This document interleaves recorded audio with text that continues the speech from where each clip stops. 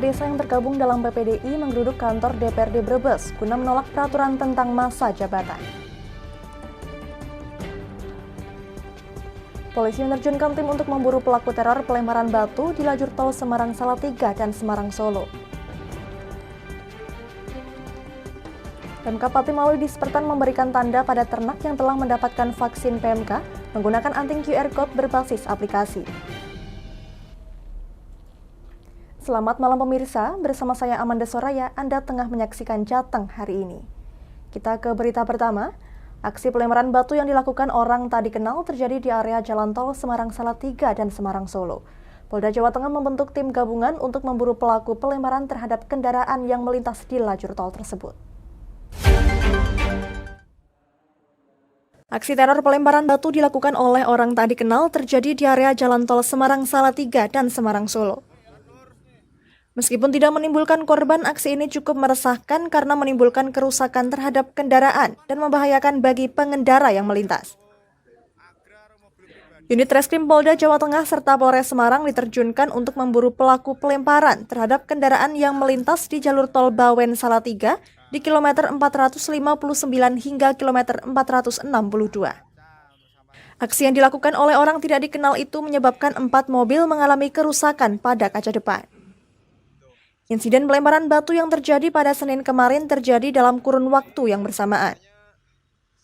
Selain kendaraan yang mengalami kerusakan, ada penumpang kendaraan yang mengalami luka usai terkena pecahan kaca.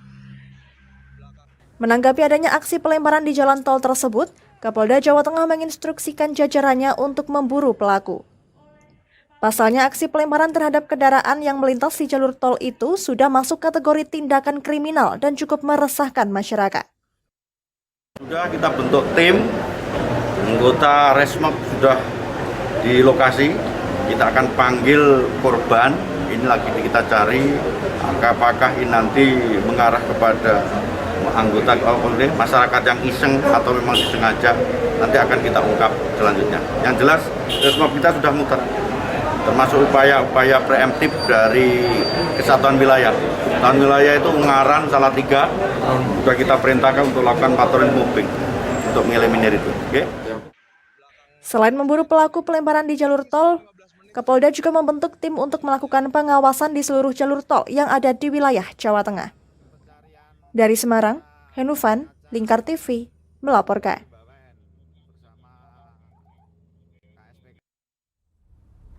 Ratusan perangkat desa di 17 kecamatan menggeruduk kantor Dewan Perwakilan Rakyat Daerah Kabupaten Brebes pada Kamis siang. Mereka menyampaikan sikap penolakan terhadap rekomendasi Asosiasi Pemerintah Desa Seluruh Indonesia tentang masa jabatan perangkat desa sama dengan masa jabatan kepala desa.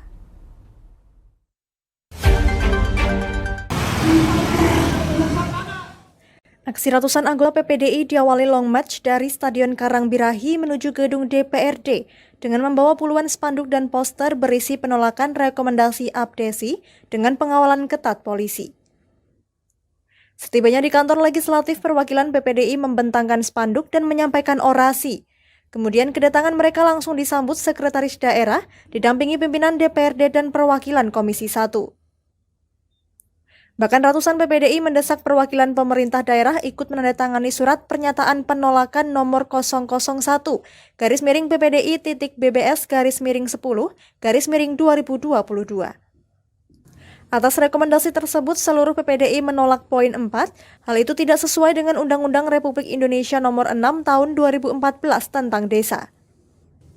Sekretaris PPDI Brebes Hamim menyampaikan, merespon rekomendasi APDESI tertanggal 17 Oktober 2022.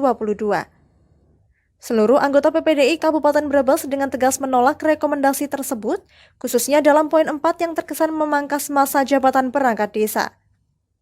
Sebab Undang-Undang Nomor 6 Tahun 2014 tentang desa jelas menegaskan masa jabatan perangkat desa hingga usia 60 tahun. Untuk menguatkan sikap PPDI, lanjut Hamim, perwakilan pemerintah daerah juga diminta menandatangani surat pernyataan penolakan rekomendasi APDESI.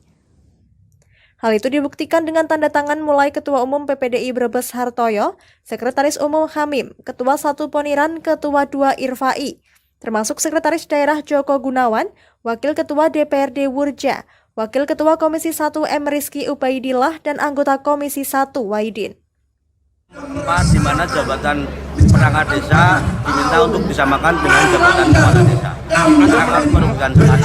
Dan itu sangat bertentangan dengan Undang-Undang Nomor 6 Tahun 2014 tentang desa. Anda melihat ada niatan apa dari pihak kepala desa sehingga harus menyamakan jabatannya dengan kepala desa? Ya saya nggak tahu itu alasannya para abdesi itu. Jadi Anda menuntut agar disesuaikan dengan undang-undang ya? Ya Undang-Undang Nomor 6 Tahun 2014. Itu jumlah berapa abdesi yang harus diputus? Kalau PPDI di Brebes ada 3.150 Semuanya ya? semuanya. Kalau tuntutan tidak dipenuhi gimana? Ya tetap kami akan demo lagi. Sementara itu, Sekretaris Daerah Pemkab Brebes Joko Gunawan mengatakan, pihaknya mendukung apa yang menjadi tuntutan PPDI sebagai bentuk pernyataan penolakan. Termasuk pihaknya ikut membubuhkan tanda tangan sebagai dukungan moral atas perjuangan perangkat desa. Kita meneruskan masukan dari PPDI melalui aspirasi pada hari ini terkait dengan klausul yang nomor 4 dari pernyataan dari abdesi seperti itu. Kemudian nanti akan kita sampaikan pada pihak ya. Artinya tidak ada aturan tunggal ya Pak di pusatnya untuk mereka diterima atau enggak? Berdasarkan undang-undang tentang desa disampaikan bahwa kaitannya dengan perangkat desa itu sampai dengan 60 tahun. Sedangkan di abdesi sama dengan masa jabatan kepala desa. Inilah yang dianggap bertolak belakang dengan undang-undang tersebut. Hal senada diungkapkan Wakil Ketua DPRD Brebes Burja yang mengapresiasi pernyataan sikap ratusan anggota PPDI Brebes sebagai bentuk penolakan. Namun pihaknya menegaskan tetap mendukung penuh selama aksi dan protes yang dilakukan tidak melanggar ketentuan perundang-undangan. Intinya sama dengan yang disampaikan Pak Sekjen. Kami selaku lembaga DPRD pada prinsipnya selagi itu tidak menyalahi aturan kita ikut saja. Kalau yang tidak menyalahi aturan kita tidak mengikuti. Artinya khusus di Brebes tidak akan berpatokan dengan yang di Jawa Barat ya? Tidak. Aksi yang berlangsung selama 2 jam berlangsung tertib dan setelah mendapat tanda tangan dukungan dari eksekutif dan legislatif, mereka langsung membubarkan diri dengan aman dan tertib. Dari Brebes, Gus Fadilah, Lingkar TV, melaporkan.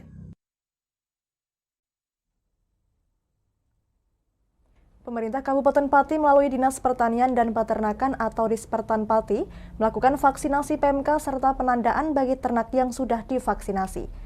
Pelaksanaan vaksinasi tersebut dilaksanakan di salah satu kandang milik warga di Desa Kleco Regonang, Kecamatan Winong pada Kamis pagi.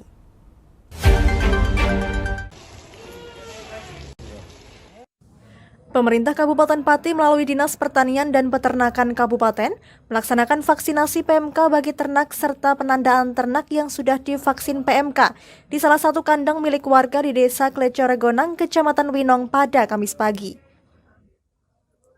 Dalam kegiatan ini, penandaan dan pendataan ternak yang sudah divaksinasi ditandai menggunakan anting QR Code berbasis aplikasi Identik PKH. Seperti diketahui, di Kabupaten Pati telah ditemukan kasus PMK sebanyak 3.896 ekor. Dari data itu yang mati ada 63 ekor, kemudian yang dipotong paksa atau dijual sebanyak 196 ekor. PJ Bupati Pati Henggar Budi Anggoro yang menghadiri kegiatan tersebut mengungkapkan harapannya setelah dilakukan vaksinasi PMK ini ternak di Kabupaten Pati dapat terus sehat. Dari 100 sekian ribu ternak, populasi ternak di Pati ini hanya ada kurang lebih sekitar 3.000 ternak yang terkena PMK, namun demikian 90% sembuh. Tapi sembuh ini apakah sembuh dan dipotong saya kurang tahu detailnya. Tapi sebagian yang gagal hanya sedikit jumlah yang mati, kalau nggak salah hanya 63 data dari Dinas Peternakan. Mudah-mudahan nanti setelah kita lakukan vaksinasi ini kondisi ternak sapi utamanya di Pati ini semuanya sehat. Lebih lanjut, ia menjelaskan ternak yang saat ini sudah sembuh dari PMK hampir 93%. Dan hingga saat ini ternak yang masih terjangkit PMK di Kabupaten Pati tersisa 14 ekor. Berdasarkan data yang dimiliki Dispertan Kabupaten Pati, vaksinasi PMK sudah tersalurkan sebanyak 38.000 dosis. Hingga saat ini Dispertan mendapatkan 50.000 dosis dan sudah 80% yang sudah disuntikan ke hewan ternak. Dari Pati, Fajar Mukti, Lingkar TV, melaporkan.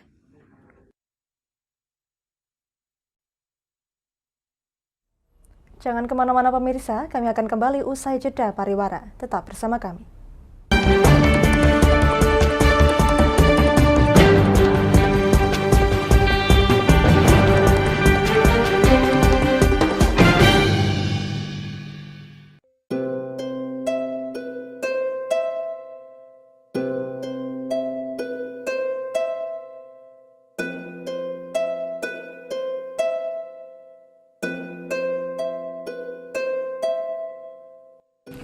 Wah iki yo siaran TV wah apik temenan.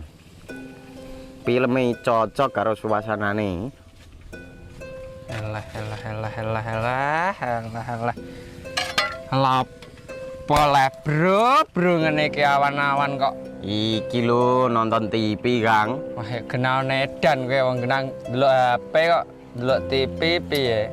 Wah kurang update kowe iki, Kang. Lho maksudnya piye kok ngarani aku update itu? Iki lho deloken aku nonton TV tenan. Apa kira nonton HP? Wong delok HP ngono kenal nedan apa iki? Iki lho delok siarane. Lho, kok iso ya? Yo TV apa? Jenenge Lingkar TV, Kang. Saiki erane TV kok ngene iki. Kok Lingkar TV nek diae awak dhewe panggone iso nonton TV lewat HP. Kok ngene iki. Ana film-film ngene iku ya? Iya, filme apik-apik kaya ngene iki. Awak dhewe nek sawah leren mbut gawe iso leren ndelok film-film ngene iki. Padha iso ngene iku. Iso, ora ketinggalan karo cah-cah kae. Lho. HP ku kok ora iso tak nggo ngono piye carane iki? Iki lho Rip, tak doi carane. Piye? Kowe buka Play Store. Play Store, Mas. Yo iku pokoke. Play Store apa? Ketik Lingkar TV. Engko lek wis ngono, klik install. Nah, engko wis ana metu menune Lingkar TV karek ndelok siaran apa ae. Film-filme apik-apik. Berarti film channel Lingkar TV metu nang kene kabeh ra? Iso. Filme wah cocok karo suasana cara didelok ya. Oh, wis iki iso iki. Iya metu kabeh ngene TV wah. Iya. Ondiange ya. Mangkane Lingkar TV filme apik-apik kabeh. Iya, aku ngene kok lagi reti iki malah. Sekolo Iya. ana bocah-bocah ajak delok. Heeh, ben seru nang kene ya, kawan. Webek.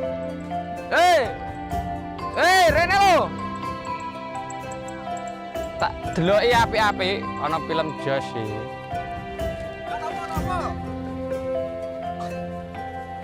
Rene go Rene. Oh iki lho tak deloki film nang Lingkar TV. Api ya bentuke ya. Solutif dan terpercaya. Tonton siaran Lingkar TV melalui aplikasi Lingkar TV di Play Store. Dengan cara ketik Lingkar TV di pencarian Play Store, kemudian tekan install. Mudah bukan? Nikmati tayangan-tayangan menarik dari Lingkar TV kapanpun dan dimanapun Anda berada. Tinggal tekan menu Lingkar TV di HP Anda dan selamat menonton!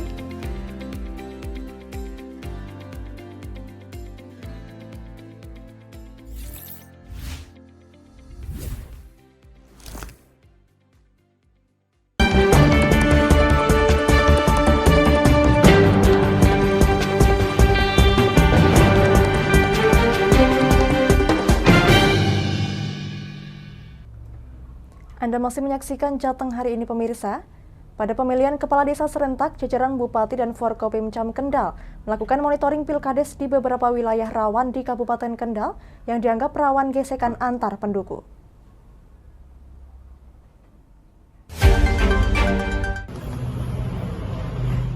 Sebanyak 185 calon kades yang tersebar di 62 desa bersaing dalam pilkades serentak Kabupaten Kendal tahun 2022.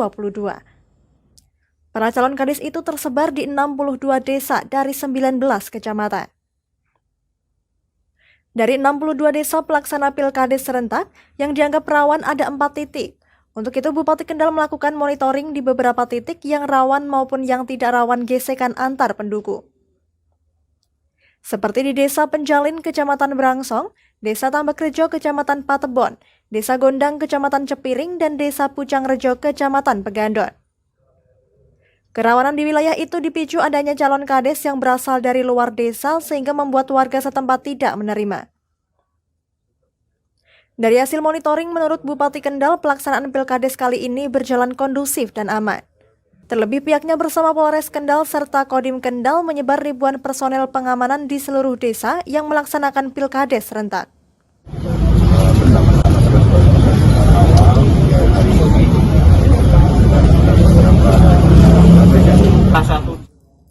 Tak hanya itu, Bupati Kendal memastikan dalam pesta demokrasi tingkat desa ini tidak ada kendala yang menghambat pelaksanaan Pilkades serentak.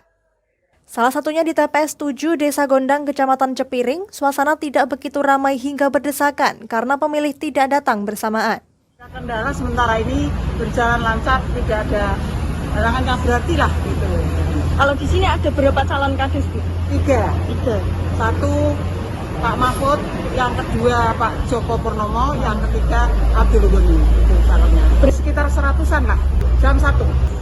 Gini nanti dihitung, dibuat berita acara disampaikan ke ketua P2KD, terus nanti yang kan P2KD. Di sini langsung ke P2KD-nya. Ainun, Ketua KPPS Desa Gondang, Kecamatan Cepiring menambahkan, pelaksanaan Pilkades di TPS 7 Desa Gondang berjalan kondusif, bahkan antusias masyarakat dalam menggunakan hak pilihnya sangat tinggi. Dari Kendal, Muhammad Arya, Lingkar TV, melaporkan. Rumah Sakit Islam Muhammadiyah Kendal resmikan gedung Profesor Kiai Haji A. Azhar Basir. Gedung rumah sakit berlantai 9 ini semuanya sudah dipakai untuk pelayanan pasien termasuk ruang IGD dan ruang ICU. Dari keraton, saya lupa namanya. Rumah Sakit Islam Kendal memberi nama Gedung Pencakar Langit dengan nama Profesor Kiai Haji A. Azhar Basir untuk mengenang nama beliau yang pernah menjabat sebagai Ketua Umum PP Muhammadiyah. Hal ini disampaikan oleh Ketua Umum Pimpinan Pusat Muhammadiyah Kiai Haji Haidar Nasir ketika meresmikan gedung RSI berlantai 9. Gedung ini merupakan gedung tertinggi di Kabupaten Kendal. Ketika melintasi jalan tol maupun pantura, para pengguna jalan dapat melihat keindahan gedung pencakar langit ini. Haidar juga menambahkan di Kabupaten Kendal Muhammadiyah berkembang sangat pesat. Saat ini sudah ada perguruan tinggi Universitas Muhammadiyah Kendal Batang atau UMKABA. Selain itu juga sudah punya 5 rumah sakit Islam Muhammadiyah di Kabupaten Kendal. Sehingga dengan perkembangan ini bisa bermanfaat bagi seluruh masyarakat Kabupaten Kendal. Saya bersama Ketua PWM dan Pak Bupati tadi pertama meresmikan gedung RSI Muhammadiyah Kendal yang megah ini 9 lantai. Yang kedua pelantikan rektor dan wakil rektor Universitas Muhammadiyah Kendal Batang. Nah, harapan dan pandangan kami pertama bahwa 2 amal usaha di bidang kesehatan dan pendidikan ini insya Allah akan menjadi center of excellence, menjadi pusat keunggulan Muhammadiyah di Batang. Bupati Kendal Diko Ganinduto mengatakan, dengan diresmikan gedung Rumah Sakit Islam Muhammadiyah Kendal bisa menjadikan rujukan dari rumah sakit kabupaten tetangga. Dari Kendal, mudah-mudahan dengan dirinya gedung 9 lantai ini nanti ada lagi gedung lain yang dibangun di Kabupaten Kendal tentunya yang sifatnya bisa memberikan dampak positif dan manfaat masyarakat seperti pendidikan maupun kesehatan. Rumah sakit ini didesain dengan berbagai fasilitas mewah dan nyaman sehingga pasien bisa beristirahat dengan nyaman. Dari Kendal, Muhammad Arya, Lingkar TV, melaporkan. Berita tadi sekaligus mengakhiri kebersamaan kita kali ini. Terus saksikan Jateng hari ini setiap pukul 21 waktu Indonesia Barat hanya di Lingkar TV. Akhirnya saya Amanda Soraya, mewakili seluruh kerabat kerja yang bertugas pamit dari hadapan Anda. Terima kasih dan sampai jumpa.